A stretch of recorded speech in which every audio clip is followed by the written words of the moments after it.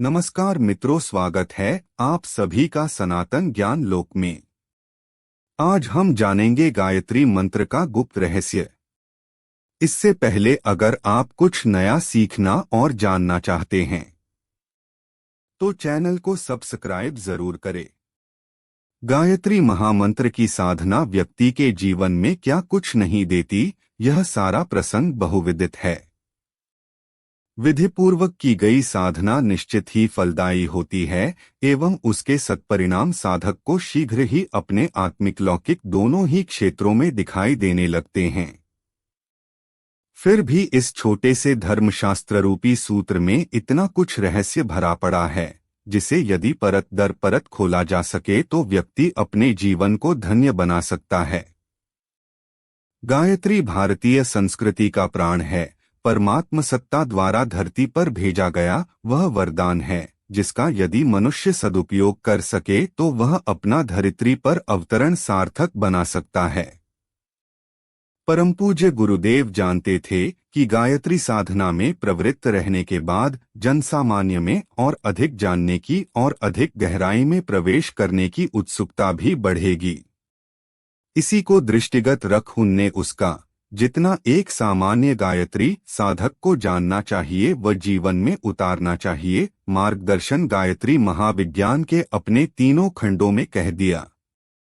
इसी प्रसंग में कुछ गुह्य पक्षों की चर्चा वाङ्मय के इस खंड में की गई है। गायत्री के 24 अक्षर वास्तविकता में 24 शक्ति बीज हैं। सांख्य दर्शन में वर्णित उन 24 तत्वों का जो पंच तत्वों के अतिरिक्त हैं, गुम्फन करते हुए ऋषिगणों ने गायत्री महामंत्र रूपी सूक्ष्म आध्यात्मिक शक्ति को प्रकट कर जनवरी से जनवरी के समक्ष रखा।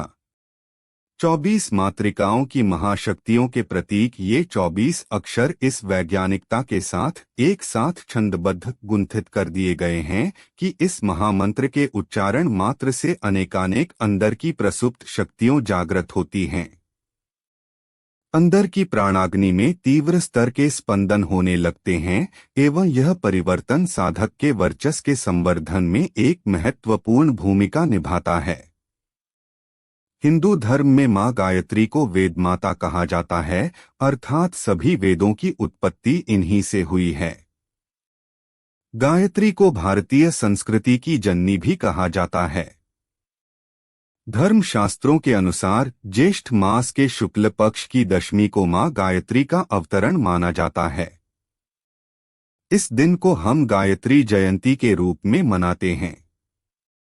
इस बार गायत्री जयंती का पर्व 28 मई 2015 गुरुवार को है।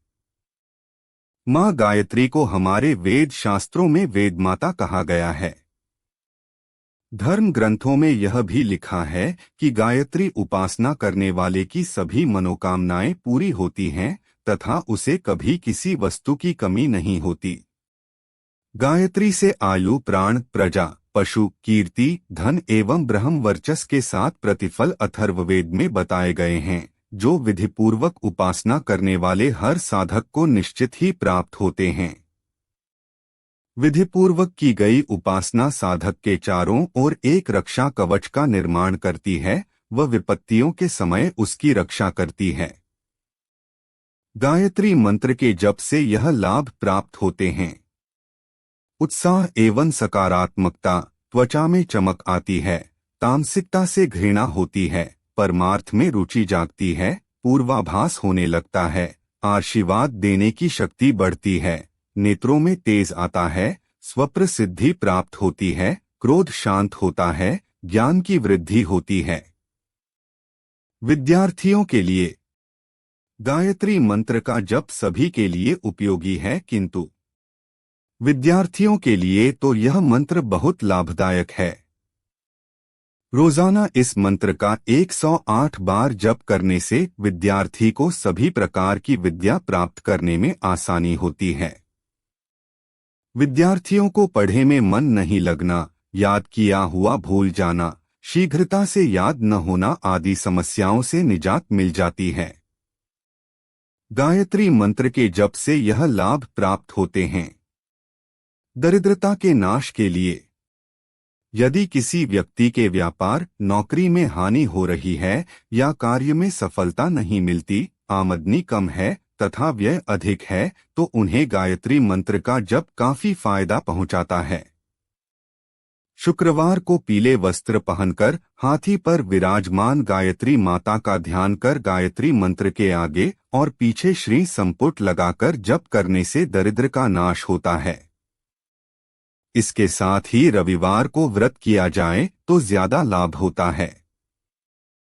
संतान संबंधी परेशानियां दूर करने के लिए किसी दंपत्ति को संतान प्राप्त करने में कठिनाई आ रही हो या संतान से दुखी हो अथवा संतान रोगग्रस्त हो तो प्रातः पति पत्नी एक साथ सफेद वस्त्र धारण कर यों बीज मंत्र का संपुट लगाकर गायत्री मंत्र का जप करें। संतान संबंधी किसी भी समस्या से शीघ्र मुक्ति मिलती है। शत्रुओं पर विजय प्राप्त करने के लिए यदि कोई व्यक्ति शत्रुओं के कारण परेशानियां झेल रहा हो तो उसे प्रतिदिन या विशेषकर मंगलवार, अमावस्या अथवा रविवार को लाल वस्त्र पहनकर माता दुर्गा का ध्यान करते हुए गायत्री मंत्र के आगे एवं पीछे क्लीं बीज मंत्र का 3 बार संपुट लगाकर 108 बार जाप करने से शत्रुओं पर विजय प्राप्त होती है। मित्रों में सद्भाव, परिवार में एकता होती है तथा न्यायालयों आदि कार्यों में भी विजय प्राप्त होती है। गायत्री मंत्र के जप से यह लाभ प्राप्त होते हैं। विवाह कार्य में देरी हो रही हो तो यदि किसी भी जातक के विवाह में अनावश्यक देरी हो रही हो तो सोमवार को सुबह के समय पीले वस्त्र धारण कर माता पार्वती का ध्यान करते हुए ह्रीं बीज मंत्र का संपुट लगाकर 108 बार जाप करने से विवाह कार्य में आने वाली समस्त बाधाएं दूर होती हैं। यह साधना स्त्री पुरुष दोनों कर सकते हैं।